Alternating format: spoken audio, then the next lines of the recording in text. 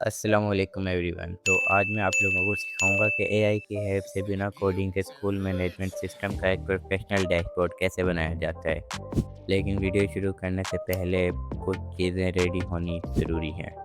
सबसे पहले आपके सिस्टम में नोट जेएस इंस्टॉल होना चाहिए। उसके बाद हमें anti gravity AI coding agent की ज़रूरत होगी जो हमारे प्रॉम्प्ट को यूज़ करके पूरा डैशबोर्ड जनरेट करेगा।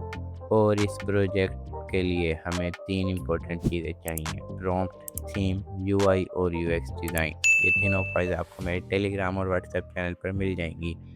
दोनों लिंक्स आपको वीडियो की डिस्क्रिप्शन में मिल जाएंगे। तो अगर आप भी बिल्कुल बिगिनर हैं और एआई की मदद से एक मॉडर्न स्कूल मैनेजमेंट डैशबोर्ड बनाना चाहते हैं, तो चलिए बिना किसी देरी के हमारी वीडियो को शुरू करते हैं। तो मैं हमारी डेस्कटॉप स्क्रीन के ऊपर आ चुका हूँ। तो डेस्कटॉप स्क्रीन के ऊपर आने के बाद आप लोगों ने यहाँ पे एक न्यू फोल्डर क्रिएट करना है। तो इस फोल्डर का जो मैं नाम देने वाला हूँ वो देने वाला हूँ स्कूल मैनेजमेंट। आप चाहो तो कोई भी नाम दे सकते हो। तो मैं यहाँ स्कूल मैनेजमेंट का इसको नाम दे दिया है। उसके बाद हम फोल्डर को ड्रैग एंड ड्रॉप करेंगे हमारे कोडिंग एजेंट के ऊपर। तो जैसे कि मैंने पहले भी आप लोगों को बता दिया, मैं एंटी ग्रेविटी आईडीई का यूज़ करने वाला हूँ। आप लोग कोई भी कोडिंग एजेंट यूज़ कर सकते हैं। तो यहाँ पे हम हमारे एंटी ग्रेविटी आईडीई को ओपन होने देते हैं। तो जब आप लोगों का एंटी ग्रेविटी ओपन हो जाएगा तो आपने सिंपली इसको मिनिमाइज़ कर देना है और अपने क्रोम ब्राउज़र के ऊपर चले जाना है। और क्रोम ब्राउज़र को हम लोग फुल टैब में ओपन करते हैं। तो क्रोम ब्राउज़र के ऊपर आपने आने के बाद सर्च करना है सुपरबेस। तो ये बेसिकली बैक एंडेड डेटाबेस है जो हम आज की वीडियो के अंदर यूज़ करने वाले हैं। तो सुपरबेस सर्च करने के बाद पहले नंबर पे हमारे पास एक वेबसाइट आ जाएगी। तो हम लोग इस वेबसाइट के ऊपर चले जाएंगे। तो वेबसाइट के ऊपर जाने के बाद हम लोग सिंपली, अगर आपका अकाउंट नहीं बना तो अकाउंट बना लेना, बहुत सिंपल है। अगर कहोगे तो ट्यूटोरियल भी आ जाएगा। तो बेसिकली मेरा अकाउंट बना हुआ है। तो अब मैं यहाँ से अपने डैशबोर्ड के ऊपर चला जाता हूँ। तो डैशबोर्ड जब आप लोगों का ओपन हो जाए तो आपने सिंपली कुछ भी नहीं करना है, अपनी एक ऑर्गेनाइजेशन क्रिएट करनी है। तो यहाँ मेरी ऑर्गेनाइजेशन एक क्रिएट है। तो मैं अपनी ऑर्गेनाइजेशन पे चला जाता हूँ। तो ऑर्गेनाइजेशन के ऊपर जब आप लोग क्लिक करेंगे तो आपके सामने इस तरह का पेज आएगा। यहाँ से हम लोग एक न्यू प्रोजेक्ट को सिलेक्ट कर लेंगे। तो न्यू प्रोजेक्ट का मैं यहाँ पे नाम दे देता हूँ, कोई भी यहाँ पे मैं दे देता हूँ स्कूल मैनेजमेंट सिस्टम। आप लोग चाहे कोई भी नाम दे सकते हैं। It's depends only on your mind. उसके बाद यहाँ पे मैं एक पासवर्ड सेलेक्ट कर लेता हूँ, बल्कि अपना खुद का पासवर्ड क्रिएट करता हूँ यहाँ पे, जो कि आगे हमारे काम आ सकते हैं अगर इन फ्यूचर हमारे से कोई डेटाबेस अगर किसी और ऐप पे भी लगाना हुआ तब। तो अब मैं यहाँ पे क्रिएट प्रोजेक्ट के ऊपर क्लिक कर देता हूँ। तो हमारा प्रोजेक्ट पे क्रिएट होना स्टार्ट हो जाएगा।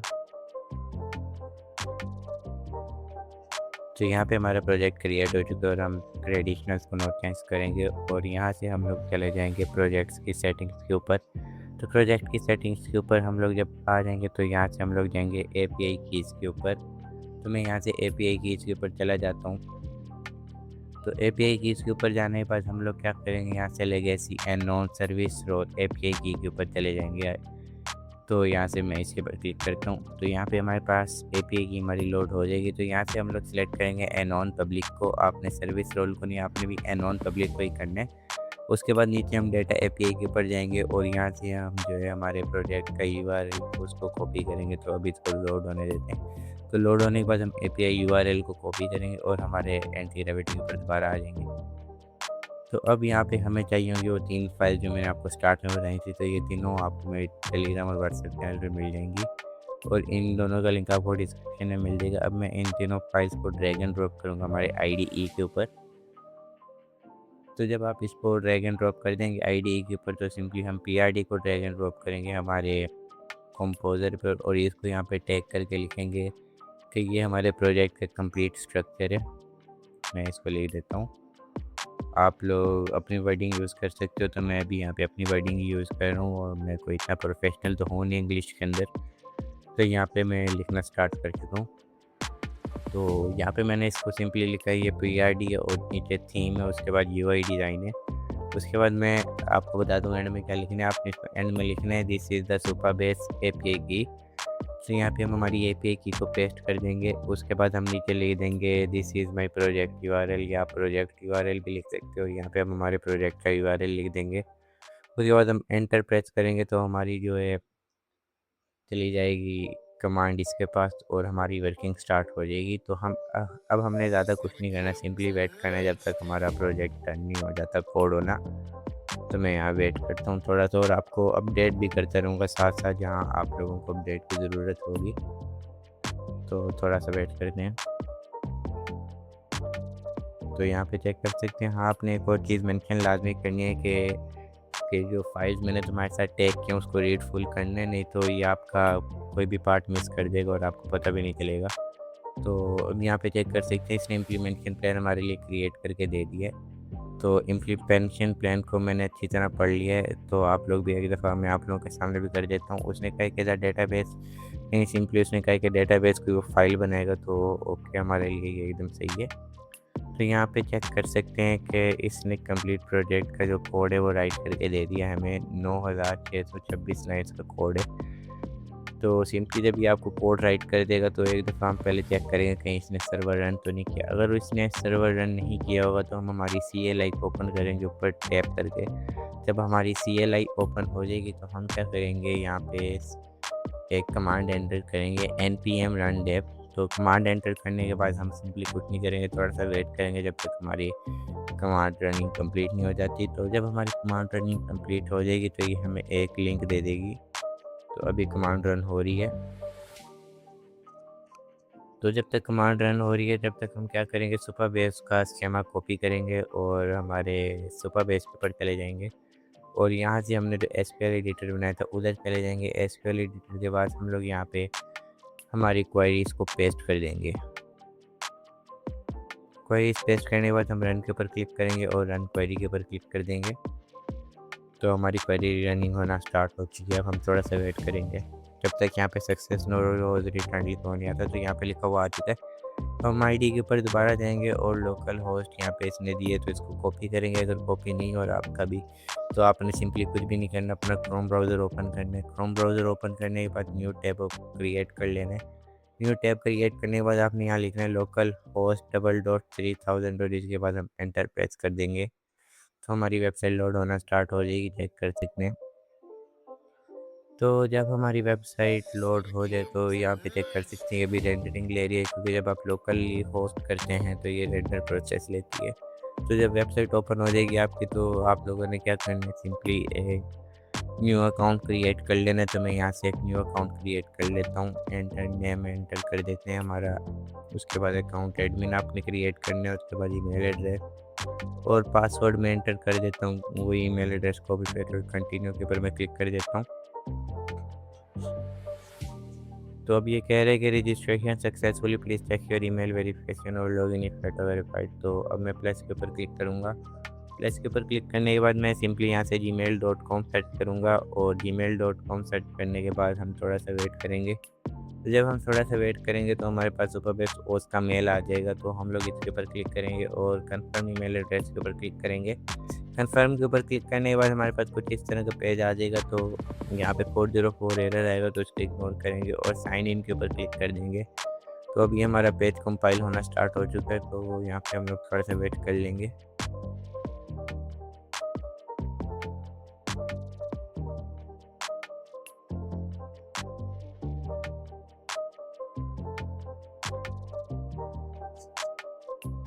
तो यहाँ पे हमारा प्रोजेक्ट ओपन हो चुका है। तो यहाँ पे चेक कर सकते हैं अभी जो इसने डेमो डाटा ऐड किया हुआ है। तो मैं इसको अभी आगे जाके कमांड भी दूंगा कि डाटा रियल टाइम फेच होना चाहिए।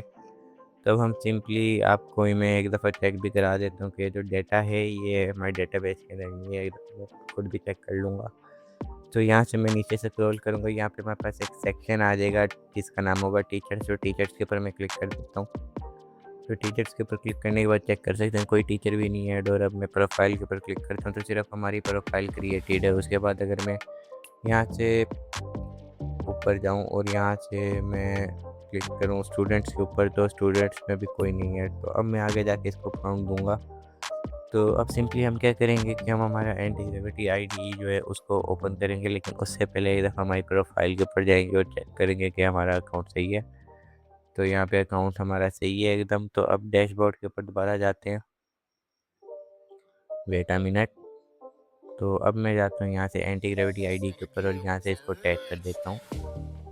यार रियल टाइम डाटा सुपरबेस से फैच हो और रियल टाइम हो, ना कि डेमो हो या फ्रंट एंड पर सैम्पल डेटा, तो मैंने इसको लिख के सेंड कर दिया है। तो अभी इसको फिक्स कर देगा। So let's wait. तो यहाँ पे चेक कर सकते हैं, इसने 432 लाइन का कोड और मज़ीद ऐड किया। तो अब मैं यहाँ पे जाता हूँ और रिफ्रेश करता हूँ। अच्छा, यहाँ पे एरर आ गए। अगर कोई भी वेबसाइट प्रोजेक्ट बनाते टाइम एरर है तो सिंपली आपने कुछ भी नहीं करना है, एरर को आपने सिंपली यहाँ से कॉपी करना है और जिस तरह मैंने किया कॉपी, और यहाँ से एंटी ग्रेविटी ओपन करना है और हमारे कंपोजर के ऊपर टैग कर देना है उसको बस। तो यहाँ पे हो रहा है 2 मिनट, दोबारा एरर आ गया। So let. हाँ, तो यहाँ पे हो चुके हैं एरर फिक्स। तो अब चेक कर सकते हैं रियल टाइम डाटा फैच हो रहे। तो अब मैं यहाँ स्टूडेंट्स के ऊपर जाता हूँ और यहाँ से एक न्यू एडमिशन ऐड करके चेक करते हैं। तो यहाँ से एडमिशन में सिलेक्ट क्लास, हमारी क्लास नहीं है तो मैं यहाँ पे आपको क्लास बना के भी चेक करा देता हूँ।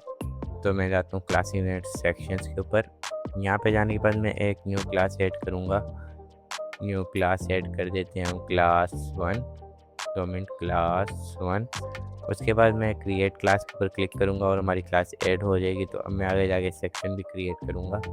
तो न्यू सेक्शन के ऊपर मैंने क्लिक किया, तो यहाँ से हम लोग न्यू सेक्शन क्रिएट कर सकते हैं, वॉइस। उसके बाद क्रिएट सेक्शन के ऊपर मैंने क्लिक कर देना है, तो हमारा सेक्शन भी क्रिएट हो जाएगा। सब्जेक्ट भी मैं क्रिएट करके आपको दिखा देता हूँ।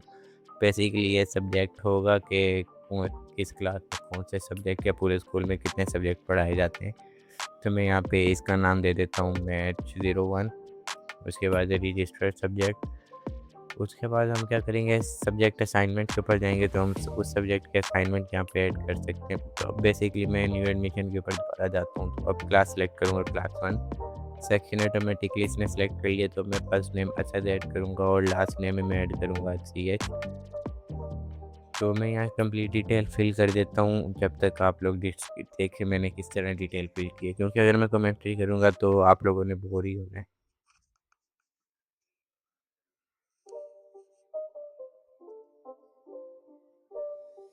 It's not a game, it's a rich thing.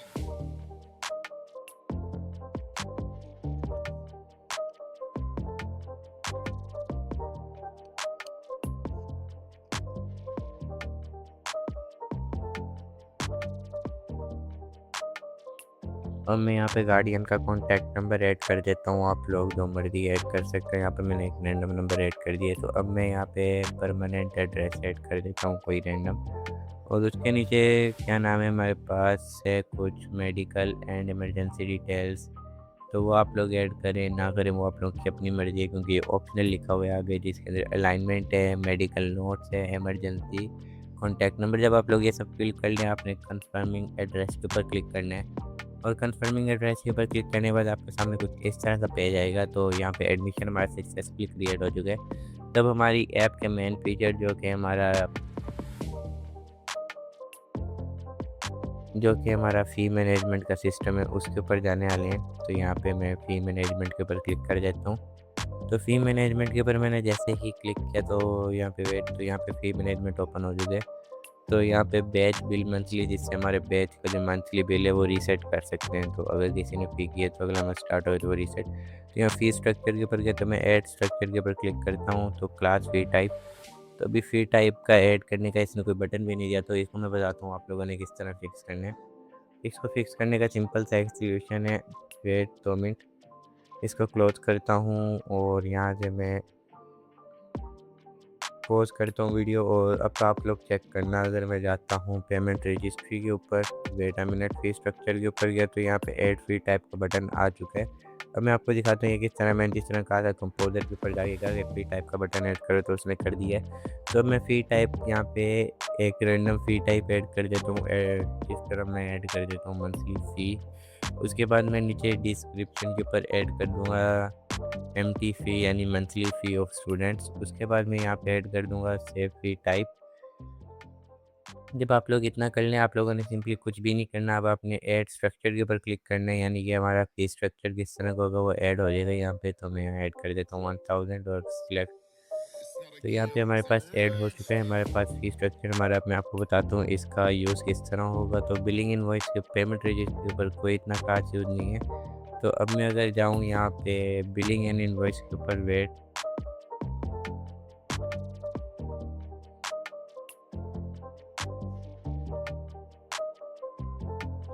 था तो यहाँ पे इसने स्टूडेंट को ऐड करने के लिए बटन नहीं दिया था पी को, तो यहाँ पे इसने बटन दे दिया। तो अब मैं यहाँ पे क्रिएट स्टूडेंट इनवॉइस के ऊपर अगर मैं क्लिक करता हूँ, wait a minute, create student invoice के ऊपर मैं क्लिक करता हूँ तो मैं स्टूडेंट की फीस को इनवॉइस कर सकता हूँ यहाँ से। तो यहाँ पे मैं यहाँ टाइप कर देता हूँ ट्यूशन फीस, उसके बाद यहाँ पे मैं अमाउंट ऐड कर देता हूँ 1000, उसके बाद मैं यहाँ डिस्काउंट दे देता हूँ 0, स्कॉलरशिप भी 0%। जब आप लोग इतना कर लें, आपने सिंपली कुछ भी नहीं करना, सिलेक्ट इनवॉइस के ऊपर क्लिक करना है, मतलब सेव इनवॉइस पे, तो हमारी इनवॉइस यहाँ पे सेव हो जाएगी। तो अब मैं सिंपली कुछ नहीं करूँगा, अब मैं यहाँ से रिपोर्ट पेमेंट के ऊपर क्लिक करता हूँ। वेट, रिपोर्ट पेमेंट के ऊपर मैंने क्लिक किया, यानी कि पेमेंट आ चुकी है। तो अब मैं यहाँ पे डन के ऊपर डन लिख देता हूँ। यहाँ पे मैंने डन लिख दिया और रिकॉर्ड पेमेंट के ऊपर क्लिक कर दिया, तो हमारी पेमेंट आ चुकी है। अब मैं रिसिप्ट को प्रिंट करने की ट्राई करता हूँ। प्रिंट, मैंने रिसिप्ट पर क्लिक कर दिया तो यहाँ पे प्रिंट हमारे पास जा चुका है, लेकिन अभी भी मेरा प्रिंटर कनेक्ट नहीं है, जिस वजह से मैं आपको प्रिंट करके नहीं दिखा सकता, तो उसके लिए माजरत। तो अब मैंने यहाँ से इस पे को कह के एक PDF डाउनलोड करने का भी बटन ऐड करा दिया, जिससे मैं आप लोगों को चेक करा सकूँ कि हमारी जो रिसिप्ट का PDF है या प्रिंट वो किस तरह का निकल के आएगा। तो यहाँ पे यहाँ पे पेड लिखा हुआ आ रहा है, तो मैं यहाँ बैच मंथली बिल को एक दफ़ा क्लिक करूँगा, जिससे पेमेंट हमारी रिकॉर्ड हो जाएगी, डिफ़ॉल्ट पे चली जाएगी। तो यहाँ पे successfully generated invoice for 1 student. तो अब मैं क्या करूँगा, यहाँ से इसको दोबारा चेक कर सकते हैं, वो स्टूडेंट आ चुके हैं। यहाँ से मैं रिकॉर्ड पेमेंट के ऊपर क्लिक करता हूँ और यहाँ से ट्रांजैक्शन नोट में यहाँ दोबारा डन लिख देता हूँ और रिकॉर्ड पेमेंट के ऊपर क्लिक कर देता हूँ। तो अब यहाँ पे चेक कर सकते हैं आप लोग, मेरे पास यहाँ पे डाउनलोड PDF का बटन शो हो चुका है। डाउनलोड PDF कर लेता हूँ और PDF को जब मैंने एक दफ़ा डाउनलोड किया तो हमारे पास इस तरह की PDF आ चुकी है। मैं इसको फाइल के अंदर ओपन करता हूँ। तो जैसे ही मैंने इसको ओपन किया तो ये हमारे पास PDF कुछ इस तरह की आई है। तो मैं इसको हमारे ब्राउज़र के ऊपर ओपन करके आपको एक दफ़ा दिखा देता हूँ कि रिसिप्ट किस तरह की है। तो यहाँ पे मैंने ब्राउज़र के ऊपर इसको ओपन कर दिया, तो आप लोग देख सकते हैं कि हमारे पास PDF किस तरह की है। Imran school office, college payment receipt, receipt number है, स्टूडेंट नेम है, मेथड है, उसके बाद क्लास ग्रेड है, डिस्क्रिप्शन है, बिलिंग मंथ है, ट्यूशन एंड टीम फी जुलाई है, उसके बाद इस तरह भी डिटेल होती है वो सारी है। उसके बाद एग्जामिनेशन के ऊपर जाएंगे तो हम लोग एग्ज़ाम का कैलेंडर यहाँ पे ऐड कर सकते हैं, क्रिएट एग्जाम कैलेंडर। उसके बाद जितने भी फीचर्स हैं वो सारे वर्किंग है। कोई एरर भी आता है तो जिस तरह मैंने बताया कंपोजर के ऊपर आप दे सकते हो, वो फिक्स कर देगा। तो होप करता हूँ आप लोगों को मेरी ये वीडियो पसंद आई होगी। अगर पसंद आई होगी तो चैनल को लाइक, शेयर और सब्सक्राइब लाजमी कर लें। और अभी रिसेंटली मैंने एक न्यू फ्री कोर्स लॉन्च किया, तो आप लोग मेरे टेलीग्राम और व्हाट्सएप चैनल से ज्वाइन कर सकते हो। उसके ऊपर मैंने प्रॉम्प्ट बनाना और वेबसाइट को डिप्लॉय करना भी सिखाया है, स्पेशली आप लोगों के लिए। होप करता हूँ आपको मेरा वीडियो पसंद आया होगा। जब तक के लिए मैं मिलता हूँ आपसे अगली वीडियो में, जब तक के लिए टेक केयर, अल्लाह हाफिज़।